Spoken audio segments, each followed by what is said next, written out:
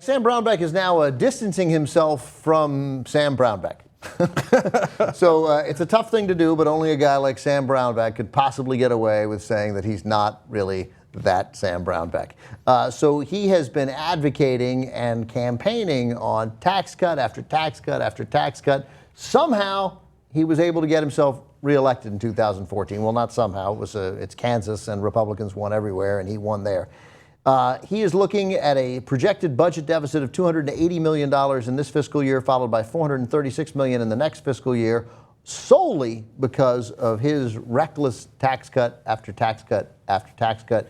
He even is having trouble convincing the Chamber of Commerce that he's done the right thing because they are looking at massive budget shortfalls. So he gets up today, or this week, or I guess today, and spoke to the Greater Topeka Chamber of Commerce, and he explained that those tax cuts were basically not his fault. Here is graphic one. I proposed a flat tax, said Brownback, with a small budget accelerator, but what I got from the legislator, those hacks, was a naked tax cut with none of the pay-fors. I took it because it was the best I could possibly hope for. Now, let's compare that, if we could, to Sam Brownback earlier. First, in graphic 2 is from 2012. This is what Sam Brownback had to say. My faith is in the people of Kansas, not the government's ability to tax and redistribute. Today's legislation will create tens of thousands of new jobs and help make Kansas the best place in America to start and grow a small business. Okay, now this is awesome. So first of all, when you have a Republican blaming someone else for tax cuts, you know they screwed up. Yeah, the tax cuts did not work. Right. Now, I mean, normally, have you ever seen a Republican? I'm not sure I've seen it in my lifetime where a Republican was like, hey, it wasn't me that did the tax cuts. Yeah. I mean, he called them naked tax cuts. Yes, that's right. I mean, I thought you guys loved the naked tax cuts. I thought you liked them, you know, the more you see of the tax cuts, Johnson, the happier you were. But all of a sudden, they're against naked tax cuts. And it's like, me? No, it's the goddamn legislature. And to blame the legislature when you're Sam Brownback, which of course he couldn't do during the election because that would seem incredibly weak. So as he ran up to this, try to win here, he was still taking credit for them as recently as 2014. Here's graphic 3. This is Sam Brownback in 2014. We've done this now, he says, for 3 years in the face of so many people saying you can't do this. There have been a number of naysayers on the other side of the aisle saying this is not going to work. And it is working, except no, it wasn't. And everyone knew it wasn't. And now you're looking at $280 million fiscal year deficit, $440 million next year. Sam Brownback would have won me back entirely with one simple statement. You know how I told you about the naysayers and how they said this wouldn't work? Well, it turns out they were right. They were My right. bad. Yeah. Okay. I regret it. I'm sorry. You're saying I'm sorry. That was just my mistake and my bad. I'm sorry. Okay. And I shouldn't have done the tax cut. Obviously, I pushed for the tax cut. Unless you're blind, deaf, and dumb in Kansas, you knew it was my idea, right? We did it. Oops, we can't fill the hole in the deficit, and somebody's got to fill my hole. Well, so maybe filling the hole of accepting responsibility would be to protect their governor. You would think maybe the Republican leader in the Senate and in the House. But that's not what happened. Here is Ali Belly, this is graphic 4, the spokeswoman for the Senate President Susan Wagle. She's a Republican of Wichita. She said she couldn't comment on the governor's remarks because Wagle wasn't in her current role when the cuts passed in 2012. Like, hey, not me. I don't know anything about it. And then go right to graphic 5. This is a direct quote from the Kansas House Speaker who is echoing that previous sentiment. When the tax plan was signed into law, I wasn't in my current position as Speaker of the House. However, there's a problem before us, and I plan to solve it together with the very bright and capable members in the House. I love politicians, man. He's not saying he didn't vote in favor of it. He just said, I wasn't in my current position as Speaker of the House. I was in the House. Yeah, I mean, I was in the House. I voted for it. I'm not saying, but at the time, you know. So all these guys backpedaling away from tax cuts. Now, one of the reasons they're doing that is they've become deeply unpopular for not only because they created the budget deficit, but now in order to fix that problem, they're cutting education to the bone. And they've cut hundreds of millions of dollars from education in Kansas. People are not that happy because, you know, the thing is, even if you're a Republican in Kansas, guess what? You want your kids to go to a decent school and get a decent education so they can have some opportunity to do well so one day they too can get tax cuts, right? Here's think progress, to Cenk's point. Rather than graphic 6, rather than retreat from the massive tax cuts that are crippling state finances, Governor Brownback wants to cut classroom funding for Kansas schools by $127 million. And his second method to pay for it, he has three actually. So one, cut the schools by $127 million, push pension fund payments off into the future. Go right to graphic 7 for me. And then another big ticket Brownback cut strips nearly $300 million in transportation department funding over the next couple of years. Everyone, including the transportation experts in Kansas, say this stuff has to be paid for. You're just going to have to pay for it down the road. You're going to have to pay more for it. Yeah, especially on the pensions, they become more expensive the more you push it down the road. Okay. Now, there's actually a fourth one not mentioned in those articles that I've read in previous articles, and that's actually tax increases. Wait a minute. No, he has two, right, two tax increases. Right. So what are the tax increases? First of all, he can't call them tax increases because he's a Republican. So in the past, they came up with a new word for it. They're revenue enhancements. Mm-hmm.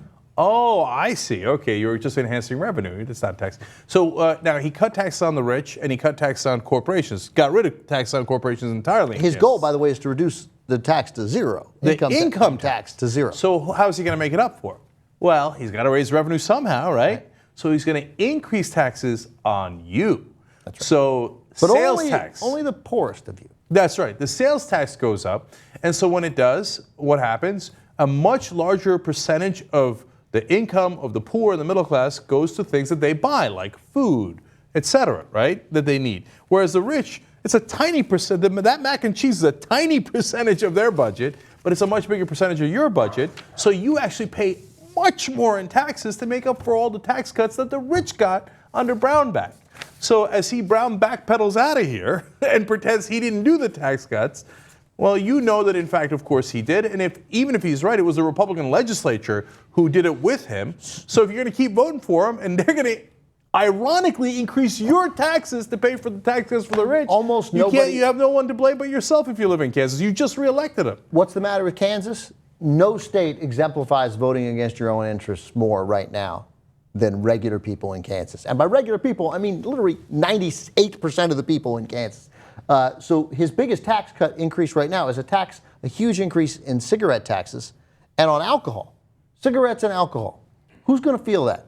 I mean, rich people are going to be fine with that little tax, but people who use cigarettes and alcohol regularly, there might be a case to be made from a health benefit that it's a good decision.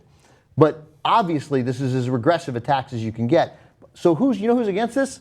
Grover Norquist is against it. This is graphic 9. Grover Norquist says a pack-a-day smoker in Kansas would end up paying an extra, listen to this, $547.50 a year in taxes. Kansans living along the Missouri border may opt to avoid the tax altogether by purchasing the tobacco products in Missouri, where the tax would be even lower, continuing to graphic 9B. If consumers flock to businesses across state lines, they make other purchases while shopping for tobacco, hurting the bottom lines of Kansas retailers. Nobody's in favor of tax cuts more than Grover Norquist is, and you've even lost him.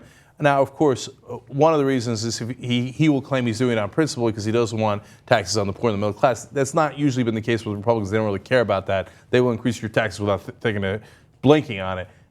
But Grover Norquist also represents tobacco companies, alcohol companies who don't like the extra taxes on their products. No, he's pure. Right. He's pure. So, and then finally, on this issue of Missouri and Kansas, I want to quote the Kansas City Star from a couple of weeks ago. They explained on that day that at 9 a.m. Tuesday, the Federal Bureau of Labor Statistics released a report showing how jobs had grown in metropolitan areas across America. Unfortunately for Brownback, the report showed that the Missouri side of the state line had gained jobs at 4 times the rate of the Kansas side. So this whole idea was, don't worry, we'll cut taxes on the rich, but then it'll create jobs. Turns out, no, it didn't. Kansas has one of the lowest growth rates in the country. And in fact, he had specifically said, we'll get so many more jobs than Missouri. Oops, Missouri got 4 times as many jobs. Yeah, and Colorado and Oklahoma all doing better too. Finally, graphic 8B, let's just hear this, because this is you mentioned the Kansas City Star. The Kansas City Star endorsed him in 2010. So it's not some liberal paper. They endorsed him in 2010. In 2014, not surprisingly, they endorsed Paul Davis because the budget shortfall was astronomically horrible. Davis, by the way, all he did was court Republicans in that. He was nominally the Democrat. So anyway, here's graphic 8B. The Kansas, it says, will continue to stagger from the Brownback tax cuts. The governor, meanwhile, continues to tell Kansans that his low tax strategy will result in a booming economy one of these days. One of these days. Steve, real quick.